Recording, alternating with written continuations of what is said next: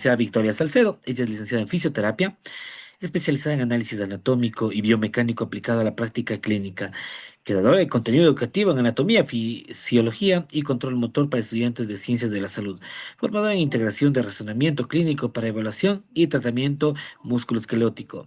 Es una persona que crea mucho contenido y a su vez también es de alto impacto. La reconocen gran parte de la comunidad de los fisioterapeutas y para mí es un honor enlazar a tres plataformas a la licenciada Victoria Salcedo.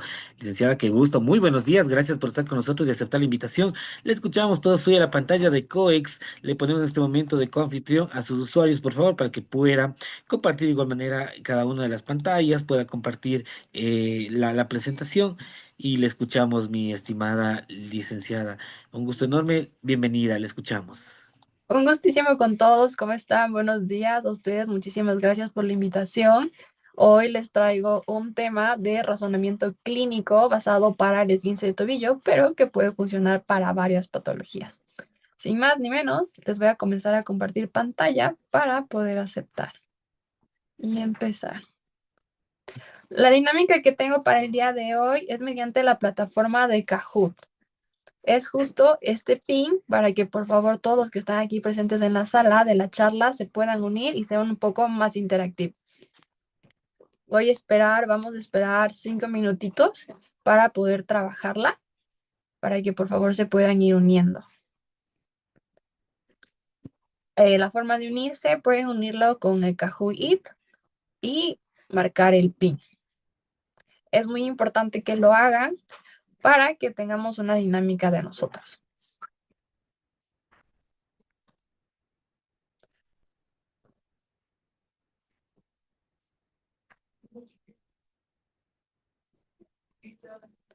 Para que lo puedan unir. Para empezar a las 10:15. Perfecto, muchas gracias, licenciada. Mientras tanto, por favor, pedimos a nuestros queridos amigos quienes están desde la plataforma que se unan a la plataforma mencionada, a Kahoot. Tenemos ya en pantalla de igual manera el pin de juego. Y pues bueno, si tienen problemas, igual nos mencionan mediante la plataforma para poder darles el soporte. El pin de juego de pronto para rectificar es 1288644. Por el chat, ok, ya se lo describo. 1288644. Eso. Ya se los envié.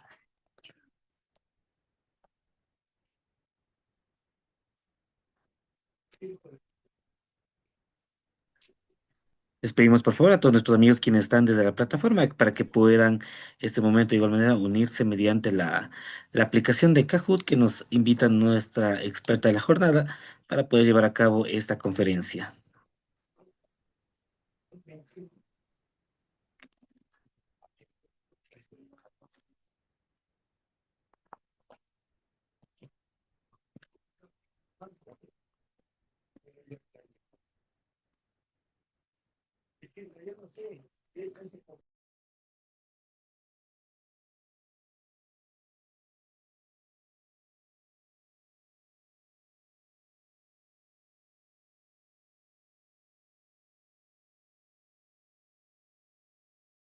Bueno, para los amigos que están teniendo problemas también les voy a pasar en este momento mediante el link mediante el chat, por favor, para que puedan ingresar a la plataforma, ¿no? De pronto no lo encuentro en la página. En este momento se las envía, por favor, para que puedan ingresar mediante el link que se les comparte a continuación. Sí, porque ya nos falta poquito para poder empezar. Ahí en el link que les comparto pueden ingresar y a su vez colocar el código que la licenciada Victoria Salcedo nos ha compartido, por favor.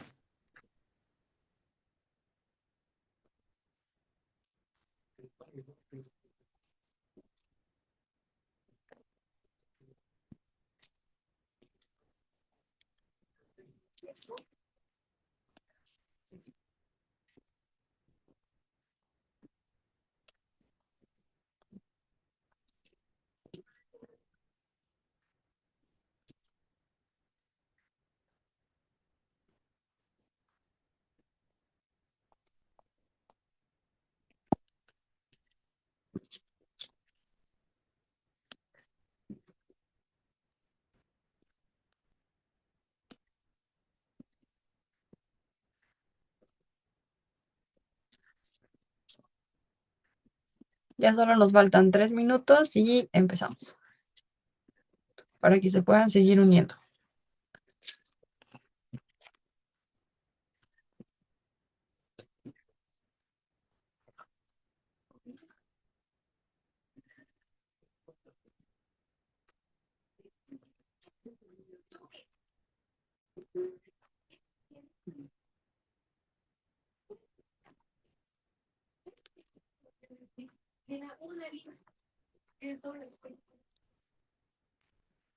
Hola Roberto, ¿qué es lo que te sale al momento de poder ingresar?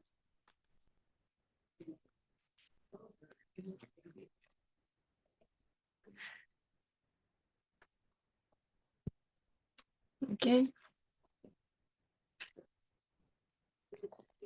Bueno, para los amigos que se están uniendo, igual manera les comparto vía la plataforma vía www.coexcapacitaciones.com. Les comparto el link, por favor, mediante el chat interactivo para que puedan unirse. Recordemos que es la metodología que vamos a participar el día de hoy. Se les comparte una vez más el link y pueden ingresarlo mediante el código que nos compartió la licenciada Victoria Salcedo, o les comparto a continuación, por favor, para que lo puedan realizar.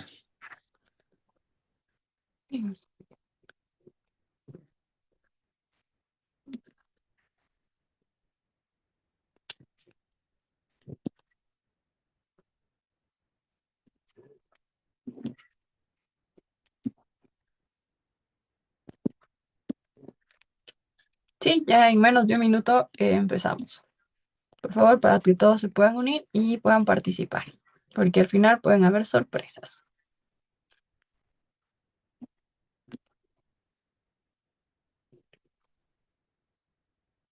¿Bien? 10:15, empezamos.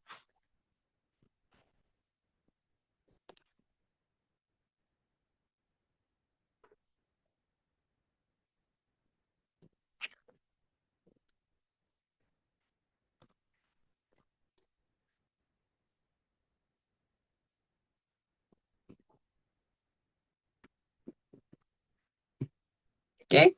Siendo 10:15, vamos a empezar. El día de hoy vamos a hablar acerca de lesiones de tobillo. Un mini taller con experiencia tanto teórica con razonamiento clínico. El tema de hoy son lesiones de tobillo, claves en el razonamiento clínico para una intervención eficaz. La lesión de tobillo que nosotros tenemos muy comúnmente en todos nuestros pacientes y en la clínica diaria son los esguinces de tobillo. Por lo que antes de empezar, quiero hacerle 2 preguntas. La primera es, ¿cuántos aquí han sufrido un esguince de tobillo? Creo que es muy común que nos pase a todos que tengamos un esguince de tobillo. ¿A cuántos? ¿A cuántos le ha pasado? ¿Cuántos los han tenido? A mí muy común, a mí me pasó justo esta semana, creo que me lo doy como 4 veces y me duele al cargar mi peso.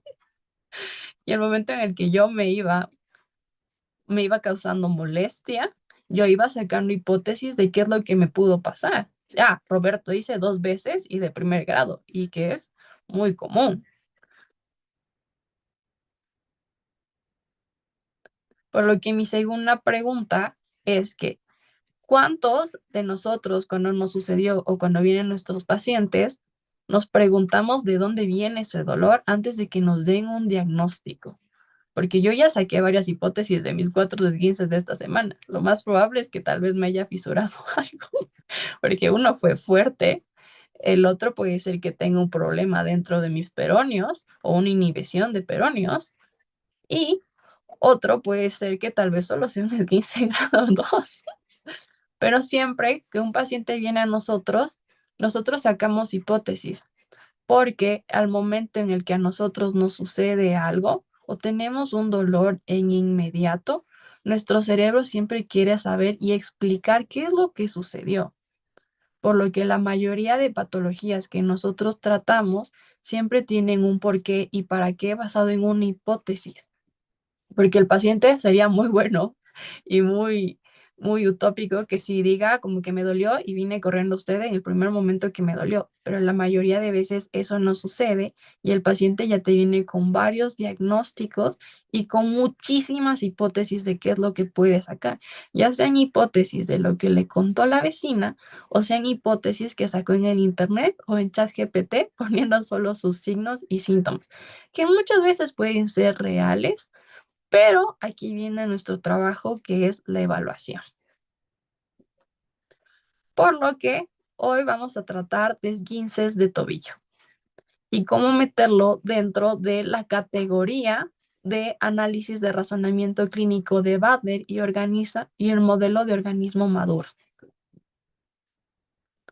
Porque como igual nos comenta Roberto, el 80 de los pacientes tienen diversos criterios y no solo vienen por una lesión estructural y es nuestro trabajo poder diferenciarlas y clasificarlas.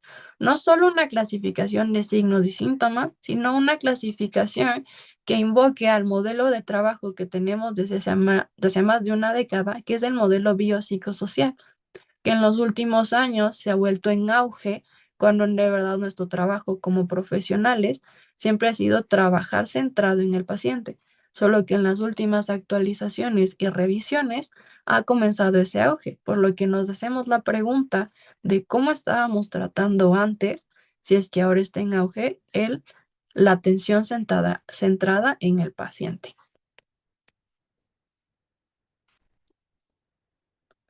Por lo que les pregunto, preguntas fáciles de esguince para ir a lo más complejo. ¿Cuál es el mecanismo más frecuente y el complejo ligamentario más afectado en un esguince de tobillo? Empecemos con anatomía y biomecánica básica para comenzar los análisis. ¿Cuál? Opción A, opción B, opción C, opción D. Todas las anteriores tal vez. ¿Cuál es el mecanismo más afectado?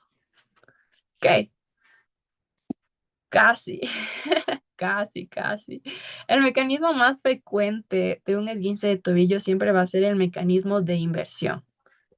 Aquí la respuesta correcta era la respuesta amarilla que nos marca de es inversión, plantiflexión y el ligamento más afectado es el ligamento peroneo astragalino anterior y peroneo calcáneo del complejo lateral.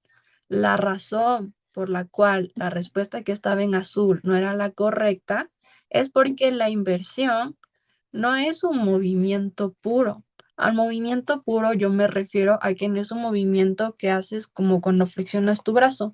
Tu brazo sube y solo se mueve la articulación glenohumeral. ¿Qué es lo que sucede dentro de la articulación del tobillo y del pie? Es que el tobillo y tu pie se van a mover en conjunto para que tú logres los movimientos de inversión y eversión, haciendo que estos dos movimientos no sean movimientos puros, sean movimientos combinados.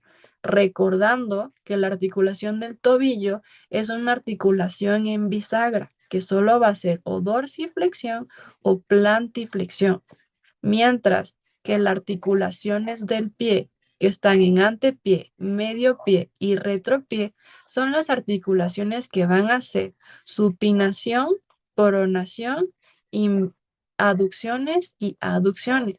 Supinación, tu planta del pie para adentro. Aducción, la punta del dedo gordo para adentro.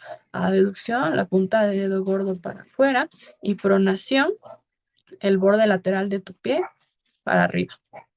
Entonces, todos estos movimientos que se hacen dentro de tu tobillo y que se hacen dentro de tu pie se van a unir para crear el movimiento de inversión y eversión, haciéndolo un movimiento combinado. El movimiento de la inversión va a ser una combinación de aducción más supinación de las articulaciones del pie y en la articulación del tobillo de una plantiflexión.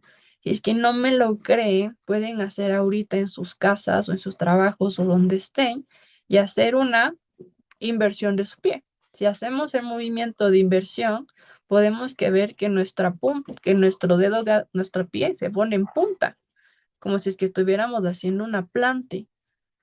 El arco medial del pie se hace más, se marca más, la planta se va hacia adentro y la punta de mi dedo gordo sube. y es un movimiento combinado, mientras que lo contrario vendría a ser la eversión, que el mecanismo de eversión es el menos común dentro de los mecanismos de lesión del esguince de tobillo.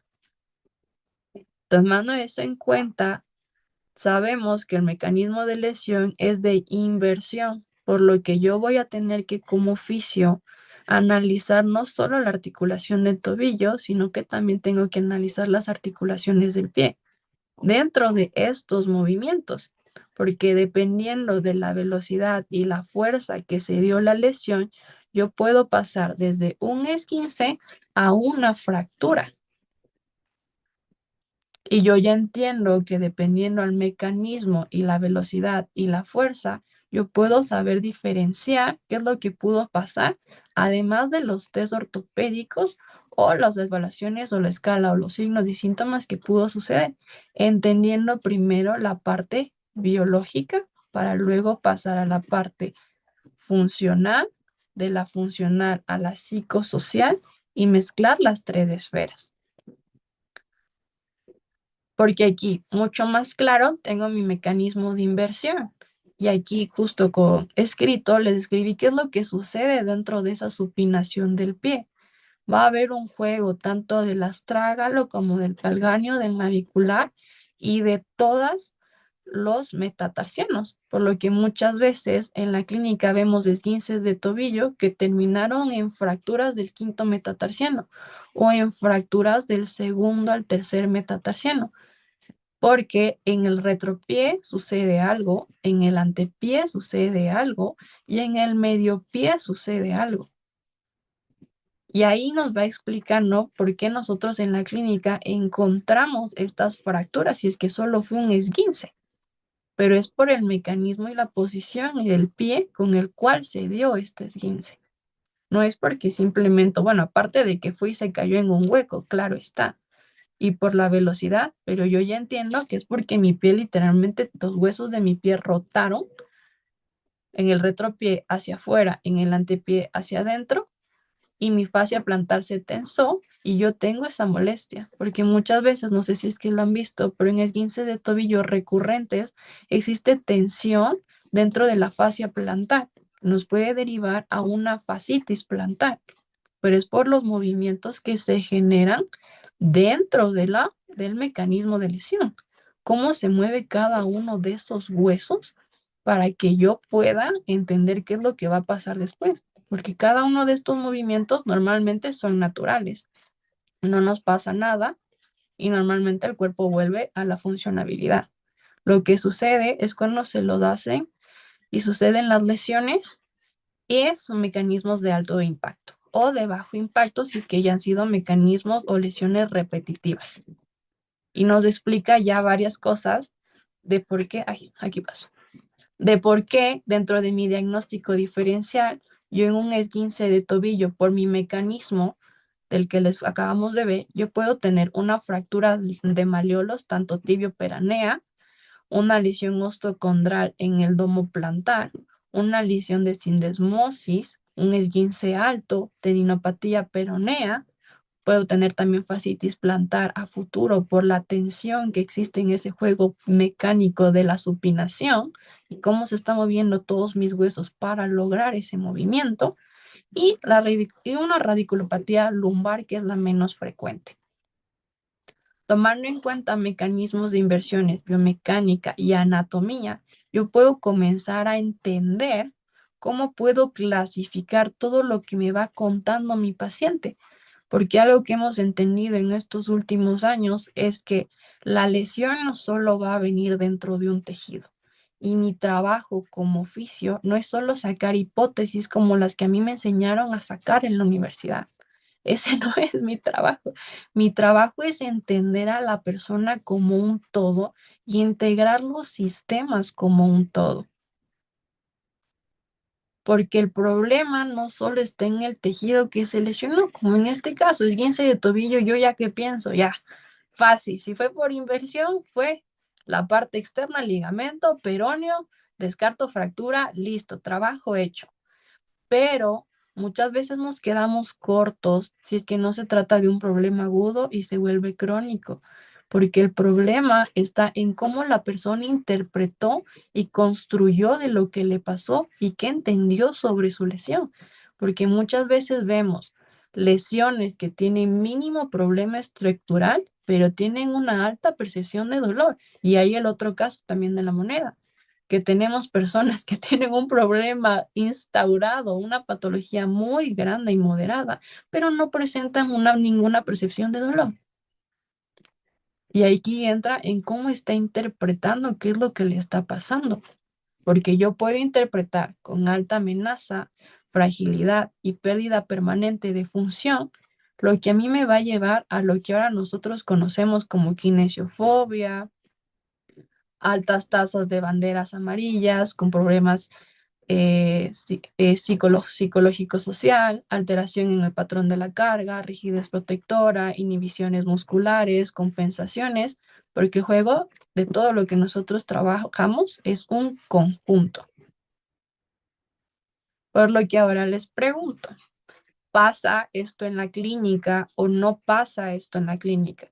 Pasa esto en la práctica diaria y no solo en el esguince de tobillo, sino en cualquier patología, en cualquiera que viene de un grado agudo, pero hay algo detrás que nosotros no estamos viendo que nos pueden llevar a mantenerle más tiempo en sesiones, más tiempo en terapia y más tiempo en recuperación. Y es algo que pasa y nos pasa muy comúnmente. Y es nuestro trabajo no solo tener las herramientas de cómo hacer el razonamiento clínico o llenar nuestras historias clínicas para protección nuestra, sino utilizar esa información a nuestro favor y poder clasificarla. Porque normalmente, ¿qué es lo que hacemos en consulta? Nosotros identificamos nuestros tejidos. Ok, viene el esguince de tobillo, yo ya sé que viene por un esguince de inversión, entonces yo sé que tengo que evaluar, descartar fractura, cuarto y quinto malleolos, primero tal vez, veo cómo está navicular, veo cómo están todos los ligamentos laterales, peroneo astragalino anterior, peroneo calcáneo y peroneo astragalino posterior. También veo los ligamentos para un esguince alto, tibiofibular anterior y posterior. Y de ahí yo veo que si es que es un grado 1 o grado 2. Veo mecanismo de lesión y para comprobar si es que estoy hablando de una inversión o eversión, yo comienzo a hacer mis test ortopédicos, que vendrían a ser cajón anterior, cajón posterior, prueba de inversión forzada, prueba de compresión, para ver si es que existe algún problema dentro de los malleolos o se trata de un problema de sindesmosis. Y de ahí yo hago su clasificación de síntomas, porque el paciente desde el primer momento en el que llegó, ya me vino, me contó que tal vez ya se fracturó, que ya sintió que ya se dañó la pierna, que ya sintió que se le cayó el dedo, que ya no puede caminar, que qué es lo que le pasó, o bueno, tranquilamente no pasa nada, sí puedo asentar el pie, o hay casos y casos. Entonces yo en mi clasificación de síntomas entiendo que de acuerdo a la patología o qué tan presente esté ese síntoma o el signo, yo puedo clasificarlo o en grado 1, grado 2 o grado 3 para que luego yo pueda descartar una fractura con las reglas de Ottawa. Con las reglas de Ottawa yo voy a palpar malleolo lateral, malleolo medial, la base del quinto metatarsiano, base del primer metatarsiano y el más importante es si es que puede caminar más de 5 pasos o puede receptar o aceptar la carga. Porque si es que no puede aceptar o receptar la carga, yo ya voy a saber que yo como fisio, yo ya no puedo tratar eso. Yo como fisio necesito derivar al traumatólogo para que saque una radiografía. Y aparte, muchas veces los esguinces nos vienen por radiografías y dependiendo del país de Latinoamérica en donde vivamos, las radiografías no son muy accesibles, por lo que las reglas de Ottawa nos ayudan a nosotros a ver si es que es factible sacar la radiografía para descartar fractura o simplemente se trata de un esguince grado 1, grado 2 y no hay necesidad de una radiografía o un gasto o un costo extra para nuestro paciente. Y por último, el que lo dejamos siempre al último o casi ni siquiera nos acordamos, es la hipótesis que construyó el paciente. La hipótesis que construyó el paciente es el momento en el que llega a consulta y te dijo, me duele aquí o no me duele aquí, ya se me va a caer el pie, no puedo cargar el pie. Esa es su hipótesis. porque todo lo que nos pasa necesita una explicación y es algo natural en nosotros, muy natural. Por lo que, con toda esta información que nosotros sacamos siempre en nuestras historias clínicas, ¿qué es lo que hacemos con ella? ¿Dónde la ponemos y en qué categoría clínica entra? Porque las categorías clínicas que a nosotros nos dieron fue evalúa, observa, valora, prueba, hazlo, verifica con pruebas complementarias, saca tu diagnóstico y luego tu tratamiento. Y son las categorías que están muy bien, son excelentes, son la base para toda, pero para todo tratamiento o evaluación que nosotros vayamos a hacer. Solo que nosotros en la práctica casi nos olvidamos de la evaluación y hacemos evaluaciones de ya le dolió, yo ya entendí que él, y nos creamos el sesgo de que si es que ya vino por esto y yo entendí que es esto, yo ya dejé de escuchar a la persona.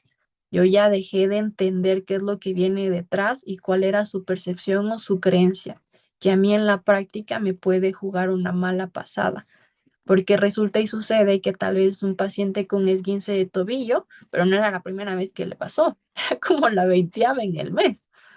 Y si es que era la 20ª en el mes, yo ya no trato un esguince de tobillo agudo como uno crónico que ya tiene inestabilidad y lo más probable es que ya tenga un ligamento roto que a mí ya no me va a dar la estabilidad de siempre y yo tenga que tener otro protocolo para hacerlo. Bueno, ni un protocolo, otro trabajo individualizado para poder tratarlo. Por lo que el esguince de los, por lo que un esguince de tobillo o las patologías no empiezan, ¿con qué no empieza? Con una ruptura del ligamento, con una interpretación del evento o con un análisis biomecánico. ¿Con qué no empieza el análisis de un esguince de tobillo o de una patología? ¿Qué es lo que no deberíamos hacer primero? Bien, lo que no se debería hacer primero es entender que fue una ruptura del ligamento, porque yo solo estoy entendiendo que es un tejido que se lesionó y el tejido yo ya sé que tiene sus fases de regeneración, de recuperación y todo se va a regenerar. Pero hay una persona que influye en esa recuperación y es el mismo organismo de la persona que se lesionó. Y la otra que no se debería hacer es un análisis biomecánico, porque muchas veces nos quedamos solo al inicio de, ok, si fue mecanismo de inversión, si fue el hueso se movió acá, si es que le muevo acá, acá quedó. Entonces, esas son cosas que siempre debemos evitar al inicio y siempre empezar por nuestra historia clínica. Por lo que hoy vamos a tratar de ver las patologías, en este caso enfocadas al esguince de tobillo, por capas o imágenes que luego las vamos a llevar en categorías. Categorías como las categorías en las cuales nosotros hacemos, reciclamos la basura. Cada uno tiene su contenedor. Aquí cada una de la información que nos brinda nuestro paciente va a tener un contenedor más allá de la historia clínica. Entonces, las tres imágenes grandes del día de hoy es una imagen estructural, es una imagen neuroprotectora y es una imagen interpretativa. La imagen estructural está basado en la esfera biológica del modelo biopsicosocial y responde a la pregunta, ¿qué tejido pudo lesionarse? ¿O qué complejo fue lo que se lesionó? Se basa en la estructura de la persona. La imagen neuroprotectora se basa en la esfera biopsicológica. Y luego en la imagen interpretativa se basa en la esfera social o de contexto, haciendo que estas tres esferas comiencen a trabajar entre ellas y no de forma individual y no dejándola una a la otra, sino que comiencen a entrelazarse. Porque muchos nos hablan siempre de ya, ustedes tienen que trabajar en modelo biopsicosocial. Y nosotros, ok, yo sé que es psicológico, biológico y social, pero nosotros muchas veces no logramos entrelazar estas tres esferas y nos quedamos solo con una y predomina una. Entonces, estructural siempre va a ser bio, tiene que ver con una estructura. Luego viene imagen neuroprotectora, es la parte psicológica, que es cómo está respondiendo el paciente, cuál es la respuesta que él tiene o la creencia que él tiene de lo que le pasó. Y la última, que es la imagen interpretativa, es qué historia está contando la paciente. Él piensa que porque se esguinzó el tobillo o le pasó algo ya es frágil, ya no va a poder caminar, ya no va a poder ir a su trabajo, tiene catastrofismo, tiene kinesiofobia. ¿Qué es lo que está sucediendo ahí?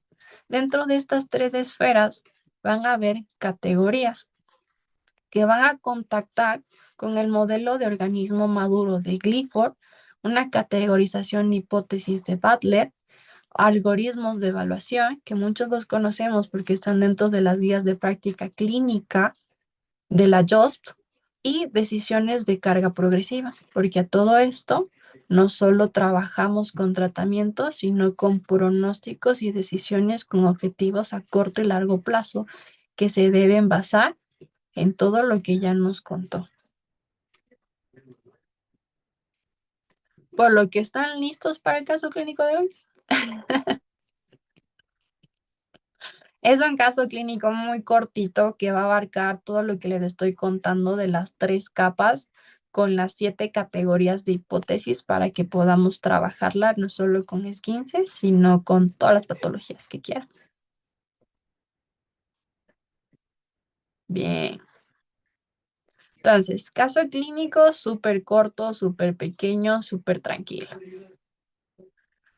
Es muy fácil, puede quedar corto, puede quedar abierto en la imaginación, eso es lo más importante aquí, que seamos imaginativos. Y es paciente femenino, 24 años, se dobla el tobillo derecho jugando fútbol, mecanismo claro de inversión, más ligera flexión plantar, dolor lateral inmediato, inflamación en primeras horas, dificultad para apoyar, acude 48 horas después y en la ecografía tiene compromiso parcial del complejo ligamentario lateral, principalmente del talo fibular anterior o LPAA, no tiene fractura y no tiene lesión sin desmán. Tiene edema moderado, dolor a la palpación en la región anterolateral, sensación marcada de inestabilidad, apoyo antálgico y miedo de volver a jugar. Caso clínico fácil, común, de la vida diaria. Muchas veces viene con eso ya escrito en la ecografía. No nos dice más, porque igual muchos de nosotros tampoco sabemos ver ecografías. Dime uno a ello porque sigo aprendiendo.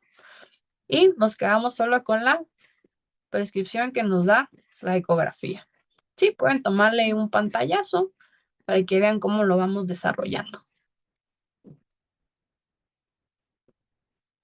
Porque ya, después de todo lo que nosotros leímos, ya en nuestra cabeza clínica, nosotros ya entendimos qué es lo que debemos hacer.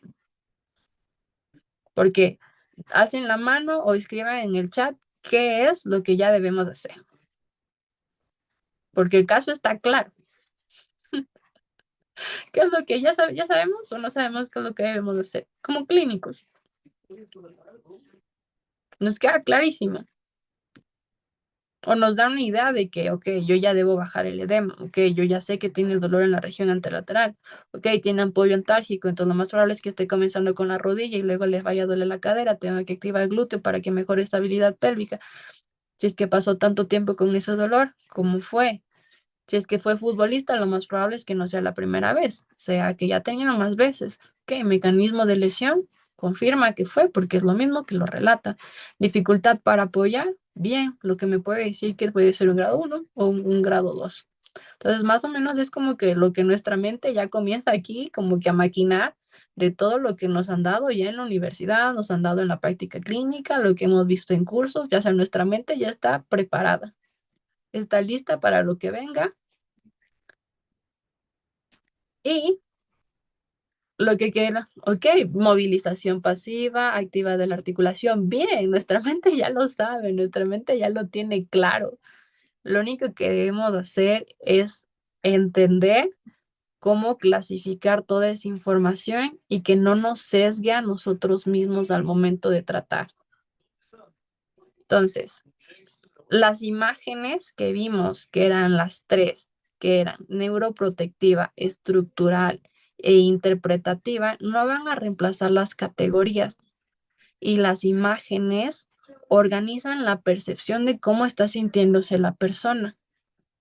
Esas tres imágenes al inicio solo nos hablan de cómo está percibiendo a la persona, qué es lo que pasó, que es el modelo biopsicosocial, mientras que en las categorías ya entra mi razonamiento de toda la información que nos va a dar.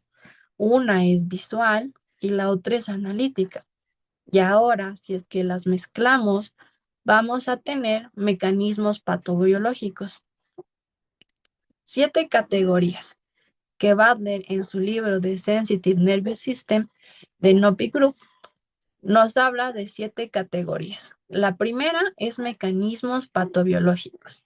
La segunda es disfunción. La tercera son fuentes.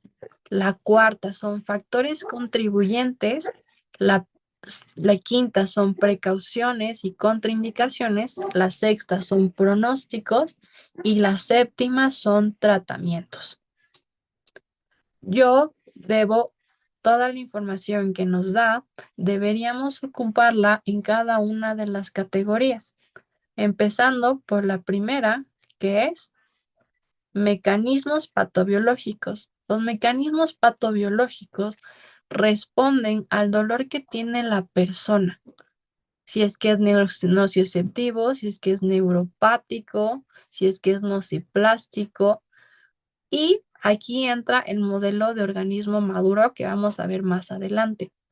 Luego viene el segundo, que viene a ser la disfunción, si es que va a ser un problema que es global o si es que es local.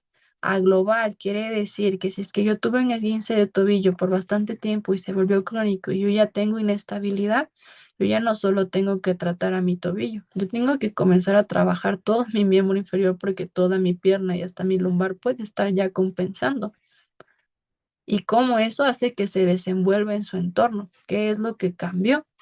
Fuente es qué estructura es la responsable de los síntomas. Factores contribuyentes vienen a ser las banderas amarillas, que vienen a ser cuáles son las creencias que tiene la persona sobre qué es lo que le pasó, además de temas biomecánicos y metabólicos. Biomecánicos puede decir que la persona ya tendría una genuvaro, un genuvalgo, un genurrecurvato, que ya lo tenía previo a la lesión, pero no quiere decir que sea un problema estructural que yo deba cambiar, solo algo en el que yo debo tomar en cuenta, porque dependiendo de cómo es mi pisada, la mecánica de mi miembro inferior cambia y yo debo tomarlo como un factor contribuyente. Y problemas metabólicos, sobre todo en artritis y diabetes. Luego tengo precauciones y contraindicaciones que vendrían a ser las famosas banderas rojas que como clínicos debemos hacer preguntas para ver si es que estamos tratando acerca de una fractura, acerca si se trata de cáncer en los últimos meses, también para ver si es que tuvo fiebre y para ver si es que estoy tratando de un síndrome de Caudequina. En el tobillo, la única precaución que debemos tomar es si es que se trata de una fractura y dependiendo de la patología o la zona a tratar, existen banderas rojas que hay que descartar. El pronóstico, que sería la sexta, es cuánto va a durar, en cuánto se resuelve mi esguince de tobillo. Yo sé que cajo clínica, un esguince de tobillo grado 1, lo más probable es que se resuelva máximo en 2 semanas. Si es un esguince grado 2, puede tratar como en un mes y medio o 2, tal vez. Si es que es un esguince grado 3, yo sé que puede salir igual en un mes y medio o 2, o casi 3, o si se trata de una fractura, se va a demorar. Y todo esto va a depender mucho de qué paciente estamos tratando, si es que es un paciente sedentario o si es que es un paciente activo, porque muchas veces las fases finales que ya vienen a ser fases de reentrenamiento al deporte o reinserción al deporte, las personas que son sedentarias o comunes mortales, por así decirlo, no van a entrar en ellas y solo van a quedar en la capacitación total de su tejido para volver a sus actividades de la vida diaria. Y por último, la última fase vendría a ser el tratamiento, por lo que estas hipótesis de Butler No solo nos ayudan a interpretar signos y síntomas, sino sensaciones que tiene el paciente y se las usa y se las hace referencia como cuando nosotros separamos la basura dentro de nuestras casas. Solo que ahora solo eso vamos a hacer y es separar información. Por lo que empezando con el mecanismo patobiológico. El mecanismo patobiológico es una de las primeras partes de la categorización. El mecanismo patobiológico o fisiopatológico nos dice que son procesos biológicos, moleculares y celulares por los cuales se originan, desarrollan y mantienen enfermedades, alterando el funcionamiento de los tejidos y órganos. Por lo que nosotros en clínica, ¿cuáles serían esos mecanismos patobiológicos que encontramos siempre en un paciente? Lo pueden escribir en el chat porque yo me olvidé de hacer la pregunta. ¿Cuáles son esos mecanismos? O sea, ¿cuáles son esos procesos biológicos que el paciente siempre tiene? ¿Cuáles son? ¿Cuál es ese proceso biológico que él tiene? Que siempre llega a decirle, pero es que señorita tal, es que señorita esto, es que señorita lo otro. ¿Cuál es ese proceso patobiológico que siempre, pero siempre, siempre, casi siempre está presente, sobre todo en estadios agudos o en crónicos que se puede mantener también? ¿Cuáles creen? Aquí no hay falla ni equivocación. ¿Cuáles creen que vendrían a ser? Porque bueno, uno de los más comunes que siempre vienen es el dolor. El dolor altera el funcionamiento normal de la persona. ¿Y por qué altera el funcionamiento normal de los tejidos y de los órganos? Porque, a ver, si a mí me duele el esguince, si a mí me duele el esguince de tobillo que me hice, yo ya tengo miedo de pisar y yo ya comienzo a compensar. Estoy alterando el funcionamiento normal de mis tejidos. Si yo tuve un esguince de tobillo recurrente, yo sé que mis peroneos están inhibidos. Por lo que si que mi peroneo está inhibido, hay otro que debe trabajar para cumplir el papel del que no está trabajando, por así decirlo, en palabras fáciles. Y bien, otro que también es muy común es la esquimosis, perdón. Ese también cuenta como un proceso biológico. También entra dentro de esto la inflamación. Aparte de la inflamación, viene el edema. Son procesos biológicos que van a estar presentes después de cualquier lesión, aunque te cortes el dedo y hasta que te fractures. También la cicatriz. También la cicatriz. Esos son procesos biológicos que siempre, siempre van a estar presentes. Entonces, todos estos procesos biológicos se toman dentro del modelo de organismo maduro. El modelo de organismo maduro nos dice cómo la persona está interpretando lo que le está pasando y cómo lo desarrolla en el entorno y cómo va a sacar una respuesta. Por lo que el modelo de organismo maduro se va a basar en tres partes. El input, que va a ser una respuesta que va a entrar, que va a ser la de color rojo. Luego viene el procesamiento, que va a ser la de color amarillo. Y por último viene el output, que va a ser la respuesta que tiene a ese input que pasó. Entonces, muchas veces el input que nosotros tenemos a cualquier patología es inflamación, dolor, edema, dependiendo si es que ya hubo ruptura o una radiculopatía o una mecanosensibilidad neural.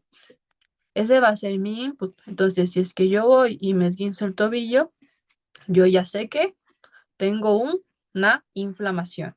Entonces, esa inflamación me va a dar un procesamiento. Entonces, ese procesamiento me va a decir a mí, ok, yo ya tuve y ese procesamiento yo lo voy a mezclar con experiencias pasadas, experiencias que yo ya viví o alguno de mis compañeros, familiares o amigos ya lo vivió. Entonces, mi compañero me dijo que también le pasó lo mismo, pero es que él se rompió el pie. Entonces yo ya me comienzo a preocupar porque yo ya estoy procesando esa información. O me dijo mi compañero que fue al fisio o que pasa la otra. Me dijo mi compañero que fue al fisio, pero que en 2 sesiones se curó y no pasó nada. Entonces a mí tampoco me pasa nada.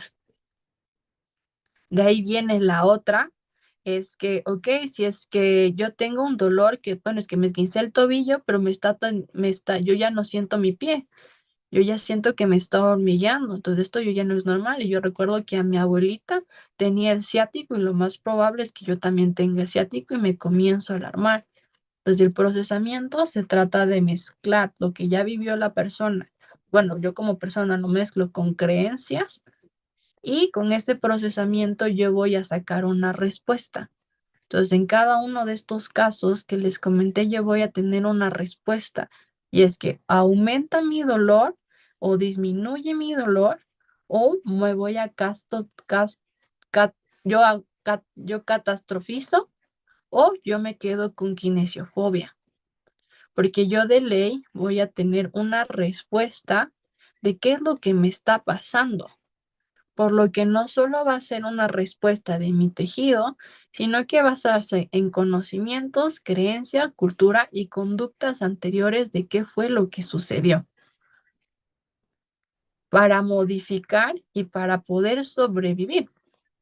Como las reglas de Charles Darwin, sobrevive el más apto, supervivencia del más apto. Mi cerebro está programado para hacerlo y yo como clínico debo entenderlo. Por lo que en mecanismos patobiológicos yo tengo que ver de qué tipo de dolor se trata. En este caso, se trata solo de un dolor nociceptivo y es un caso de un dolor agudo, porque presenta inflamación, pero muchas veces en el aspecto crónico también se presenta inflamación y edema, y es mi papel poder diferenciarlo. Como segunda categoría yo tengo la disfunción. Aquí en la disfunción voy a tomar en cuenta que yo ya tengo mi esguince crónico y yo ya tengo una instabilidad. Entonces, dentro de mi disfunción, yo no me voy a fijar en el tejido que se lesionó, sino en las compensaciones que está creando mi cuerpo para mantener la estabilidad que yo ya no tengo. Entonces, yo como disfunción ya no tengo, yo ya no apoyo peso en mi pierna derecha. Yo como disfunción, yo arqueo más mis rodillas. Yo como disfunción, tengo un genuvaro marcado. Yo como disfunción, me invento, tengo el psoas contracturado, tengo un psoas inhibido. Esas vendrían a ser mis disfunciones. Para luego pasar a por lo que les pregunto, en mi tercera etapa, que vienen a ser fuentes, en este esguince de tobillo, ¿cuáles vendrían a ser las fuentes de dolor? Entendiendo que a las fuentes sí se hablan acerca de tejidos. ¿Cuáles serían esas fuentes? Exacto. Aquí Denis nos dice que en inestabilidad del tobillo el que más compensa es el tendón de Aquiles, por lo que yo en disfunciones lo más probable es que yo pueda llegar a tener una tendinopatía del tendón de Aquiles. Bien, y eso a mí me sirve dentro de mis categorías de hipótesis, porque yo voy organizándolas y de ahí me van saliendo las patologías. Y sí, el más probable es que los que me van a causar esa fuente de dolor, dependiendo si es que es agudo o crónico, van a ser laterales, cápsula y peroneos. Y si es que es crónico, también tendón de Aquiles. También tibial anterior puede molestar. Pueden también tener una fascitis plantar. Aumentamos estructuras dependiendo de cómo ha ido evolucionando esa patología.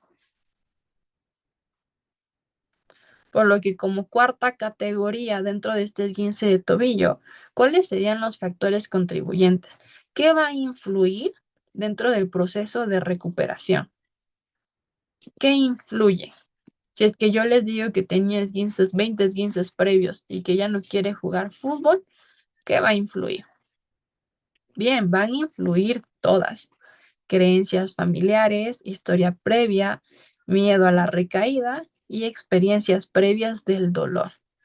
Hay pacientes, sobre todo en pacientes con dolor lumbar, que la experiencia de dolor puede limitar muchísimo, pero muchísimo su interpretación de su vida y limitar muchísimo sus actividades de la vida diaria. Porque lo que últimamente se ha visto es que el dolor lumbar siempre viene acompañado, si es que se acompañó de catastrofismo, de una parte de depresión y que la persona ya no se ve como una persona que puede salir a la sociedad o disfrutar, sino de una persona en la que solo se debe fijar en cómo quitar su dolor y se olvida de ser persona y solo pasa pendiente en qué actividades causan dolor y en qué actividades no le causan dolor y aunque no le causan dolor, qué actividades ya no puede volver a hacer, haciendo que pasen un luto interno de cómo era su vida antes y que ahora cómo es su vida en vez de que sea un puente de cómo volver a ver la vida.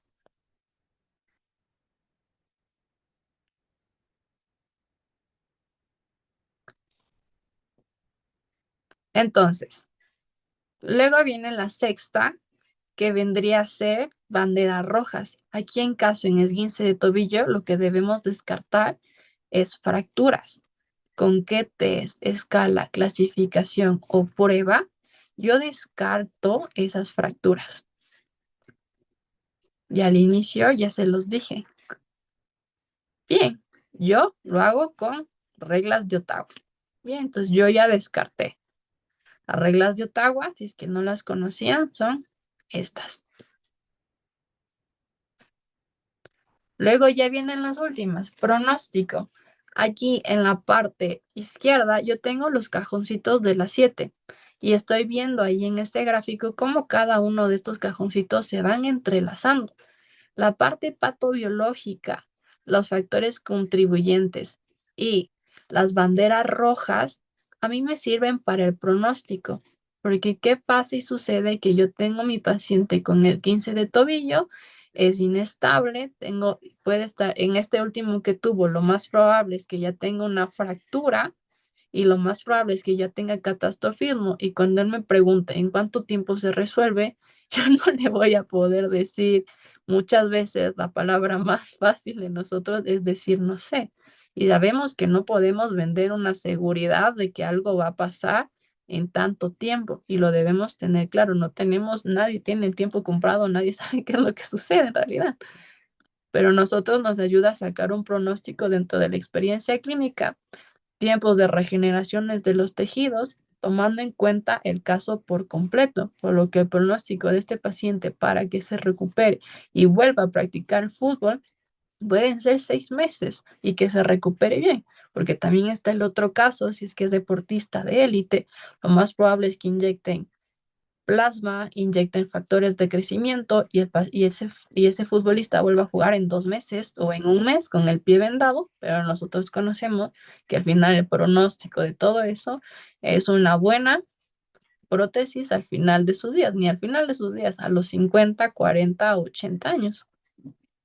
Pero nosotros entendemos el pronóstico de cada decisión que nosotros tomamos y cada decisión que tiene el paciente dependiendo de la creencia, de la conducta, la regulación del sistema nervioso, si es que lo entiende como un problema central o periférico, central como un dolor, como un dolor de tipo nociplástico y periférico como un dolor nociceptivo de fase inicial y la magnitud inflamatoria, haciendo que todo se comience a entrelazar, porque igual en el pronóstico influyen bastante las disfunciones que pueda presentar, porque aquí, como nos lo contó Denis, ya no habla solo de un esguince de tobillo, sino que ya pudo desarrollar una tendinopatía.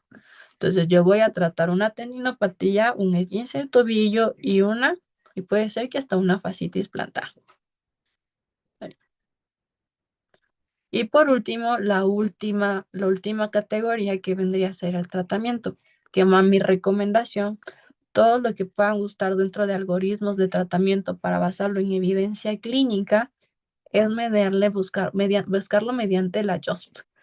Hay de codo, rodillas, cervical, de tendinopatías, de todo. Y ahí depende la evaluación que hagan. Aquí solo está la parte final, pero también está la parte de arriba y si es que gustan lo puedo pasar con Juan Carlos para que lo puedan tener y te dice cuál es el tratamiento que podría realizar tanto en la parte aguda, si es que es un esguince agudo, como en la parte crónica. A, siendo la evidencia más alta, B, siendo la evidencia que le sigue, C, la que no tiene tanta evidencia y D, la que tampoco tiene tanta evidencia con la E.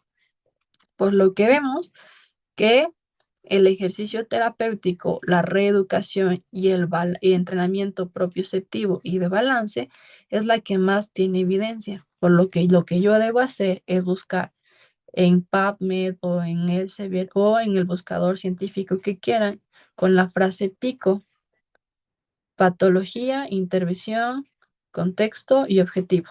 ¿Qué es lo que yo quiero hacer? O paciente. ¿Qué es lo que yo quiero lograr? Y meterlo dentro del contexto, porque dentro de la evidencia también está el sesgo de nosotros como clínicos, que la investigación y la clínica no se llevan muy bien porque los contextos son diferentes. Al hacer la investigación va a ser en un ambiente muchísimo más controlado que en la clínica. Hay factores que yo no controlo, pero igual debo entender. Por lo que en mi tratamiento, basándonos en las tres capas, si yo tengo un paciente que en la primera capa era el estructural y domina la inflamación, yo voy a manejar cargas, voy a educar y voy a tener movilidad progresiva, voy a trabajar esa movilidad. Si yo dentro de mi paciente tengo una capa que domina el factor de psicológico, que domina la inhibición, yo puedo hacer una activación temprana y una exposición graduada a ese movimiento. Pero si es que yo tengo un paciente que tiene una capa que era la interpretativa y que va a dominar mi miedo, yo lo que debo hacer es educación, reconstrucción narrativa de qué es lo que le sucedió, qué es lo que él entiende y tratarlo en la práctica con exposición gradual y funcional para que él pueda saber que lo que le sucede no es una restricción de actividades de la vida diaria o que su vida cambió o que ya no puede ser el mismo, sino que lo educo para que él entienda su patología y pueda vivir con ella como siempre lo ha hecho, mezclando estas dos y haciendo el factor más importante en la educación, porque cada palabra que nosotros decimos, cada palabra que nosotros contamos o que nosotros replicamos, en nuestro cerebro existe la vía de inhibición descendente. Entonces, la educación que nosotros damos a nuestro paciente o educación en neurociencias trabaja dentro de nuestro cerebro en la modulación de inhibición de modulación descendente, trabajando ese dolor solo con educación que se lo junta con lo que nosotros ya conocemos un montón y que, y que muchas veces somos expertos, y es con técnicas. Por lo que el esguince de tobillo, ahora con todo lo que vimos, ¿qué dice? ¿Sería solo una afectación del ligamento o ya no sería solo una afectación del ligamento o llegaría a ser algo más?